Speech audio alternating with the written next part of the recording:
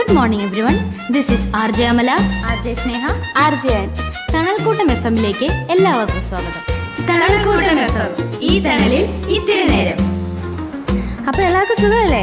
എന്തൊക്കെയുണ്ട് വിശേഷം? ഞങ്ങൾ ഇവിടെയൊക്കെ തന്നെ ഉണ്ടായിരുന്നു കേട്ടോ. ഞങ്ങൾ കണ്ടന്റ് കിട്ടാതെ മുങ്ങി നടന്നൊന്നുമല്ല, കുറച്ച് ബിസി ആയിപ്പോയി. ആന്നേ, ഈ നോട്ട്സ് ഒക്കെ കംപ്ലീറ്റ് ആക്കണ്ടേ? എക്സാം ഒക്കെ വരുമല്ലേ? നമ്മുടെ കഴിഞ്ഞ പാട്ടിലെ കുസൃതി ചോദ്യത്തിന്റെ വിന്നേഴ്സിനെ അറിയണ്ടേ? അത് നമ്മുടെ 10ലെ മരിയ ചേച്ചി നിജ ചേച്ചിയുവാ. അവർക്കുള്ള സമ്മാനം HM തരും കേട്ടോ. എന്നാൽ ഈ ആഴ്ചത്തെ ചോദ്യം പറയട്ടെ. ഞാൻ പകൽ ഉറങ്ങുകയും രാത്രി കരയുകയും ചെയ്യും. ഓരോ പ്രാവശ്യം കരയുമ്പോഴും ഞാൻ ചെറുതാവും. ആരാണ് ഞാൻ? അതെ, കേട്ടാൽ മാത്രം പോരാ, ഉത്തരം കൂടെ പറയണം. സമ്മാനം കിട്ടണമെങ്കിൽ മതി. ഇനി നമുക്കൊരു കുഞ്ഞി കഥ കേട്ടാലോ?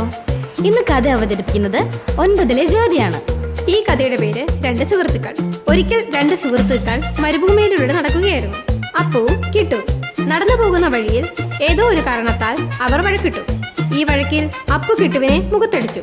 അപ്പോൾ കിട്ടു മരുഭൂമിയിലെ മണ്ണിൽ ഇന്ന് എൻ്റെ സുഹൃത്ത് എന്നെ അടിച്ചു എന്നെഴുതി വെച്ചു. അതിനുശേഷം അവർ യാത്ര തുടർന്നു. പോകുന്ന വഴിയിൽ അവർ ഒരു മരുപ്പച്ച കണ്ടെത്തി. അവർ അതിൽ നിന്ന് വെള്ളം കുടിക്കാൻ പോകുമ്പോൾ പെട്ടെന്ന് കിട്ടു വെള്ളത്തിൽ വീണു. അപ്പോൾ അപ്പു വെള്ളത്തിലേക്ക് ചാടി വന്ന് അവനെ രക്ഷിച്ചു. ബോധം തിരിച്ചു വന്ന് കിട്ടു സന്തോഷത്തോടെ എൻ്റെ കൂട്ടുകാരൻ എന്നെ രക്ഷിച്ചു എന്ന് ഒരു കല്ലിൽ കൊത്തിവെച്ചു. അപ്പോൾ അപ്പു ചോദിച്ചു, ഞാൻ നിന്നെ തല്ലിയപ്പോൾ നീ അത് മണ്ണിലെഴുതി, എന്നാൽ ഞാൻ നിന്നെ രക്ഷിച്ചപ്പോൾ നീ എന്തുകൊണ്ട് കല്ലിൽ കൊത്തിവെച്ചു? നമ്മുടെ വിഷമങ്ങൾ നാം മണ്ണിൽ എഴുതിയാൽ ക്ഷമയുടെ കാറ്റ് അത് മായ്ച്ചു കളയും. എന്നാൽ നമ്മുടെ സന്തോഷങ്ങൾ നിറഞ്ഞ നല്ല കാര്യങ്ങൾ കല്ലിൽ കൊത്തിവെച്ചാൽ അത് മായ്ച്ചു കളയാൻ സാധിക്കില്ല എന്ന് കിട്ടു മറുപടി പറഞ്ഞു. ഇത് കേട്ട് അപ്പു കിട്ടുവിനെ കെട്ടിപ്പിടിച്ചു കരഞ്ഞു. ഈ കഥയുടെ ഗുണപാഠം: നമ്മുടെ ജീവിതം സന്തോഷങ്ങളും ദുഃഖങ്ങളും നിറഞ്ഞതാണ്. ഒരാൾ ചെയ്ത ദ്രോഹങ്ങൾ മറക്കുകയും നന്മകൾ ഓർത്തു വെക്കുകയും ചെയ്യുമ്പോഴാണ് നമ്മുടെ ജീവിതം മനോഹരമാകുന്നത്. അതെ, ഞാൻ ഇപ്പോഴാണ് ഒരു കാര്യം ഓർത്തത്. എന്താ കാര്യം? എനിക്കറിയാം. അടുത്ത വർഷം നമ്മൾ 10ലാണെന്നല്ലേ ഓർത്തേ? ഓ അല്ല, മനുഷ്യന്റെ മൂഡ് കളയാൻ. പിന്നെ എന്താ? നമ്മുടെ 10കാർക്ക് ഇപ്പോഴേ SSLC മോഡൽ എക്സാം തുടങ്ങുക. പിന്നെ മാർച്ച് 3 ഫൈനൽ, അതായത് SSLC. ശരിയാ, നമുക്ക് അവർക്ക് വേണ്ടി പ്രാർത്ഥിക്കണം. പിന്നെ ഒരു കാര്യം, നന്നായി പഠിച്ചോണം. നമ്മുടെ സ്കൂളിന് നല്ല പേര് വേണ്ടേ? അതെ, അടുത്ത വർഷം നമ്മുടെ സ്കൂളിന്റെ ഫ്രണ്ടിൽ ഒരു വലിയ ഫ്ലെക്സ് വയ്ക്കാൻ പറ്റണം, നിങ്ങളുടെ ഫോട്ടോയുമായി. ഓക്കെ? ഈ മാസം നമുക്ക് കുറെ ഇമ്പോർട്ടൻ്റ് ഡേയ്സ് ഉണ്ടായിരുന്നു. ഇന്നലെ ഒരു വലിയ ദിവസമായിരുന്നു. അതെ, നിങ്ങൾ വിചാരിക്കുന്ന ആ ഡേ അല്ല. ഇന്നലെ പുൽവാമ ഡേ ആയിരുന്നു. നമുക്ക് വേണ്ടി പുൽവാമയിൽ വീരമൃത്യു വരിച്ച നമ്മുടെ പട്ടാളക്കാരുടെ ഓർമ്മ ദിനം. മറ്റാഘോഷങ്ങൾക്കിടയിൽ ഈ ഒരു ദിവസം നാം മറക്കരുത്. Freedom is not free. It's a blood and struggle of many to give other many a good future. നമുക്ക് ഒരു നിമിഷം അവരെ ഓർക്കാം.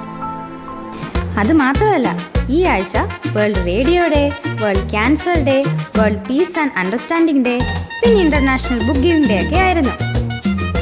അതെ, നിങ്ങൾ അറിഞ്ഞായിരുന്നോ നമ്മുടെ Febin mister Kottayam 3rd price കിട്ടിയ കാര്യം? പിന്നെ അതൊക്കെ കഴിഞ്ഞിട്ട് കുറേ നാളെ. അപ്പൊ ഫെബിന് കൺഗ്രാറ്റ്സ്.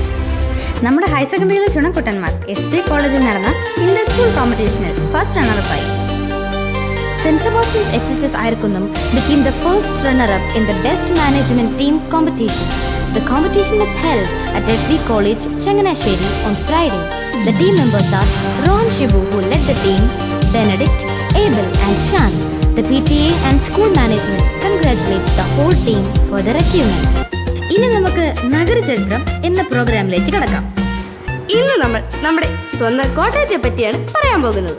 കേരളത്തിൽ കടൽ തീരമില്ലാത്തതും ജില്ലകളാൽ ചുറ്റപ്പെട്ടതുമായ ഏക ജില്ല കോട്ടയം.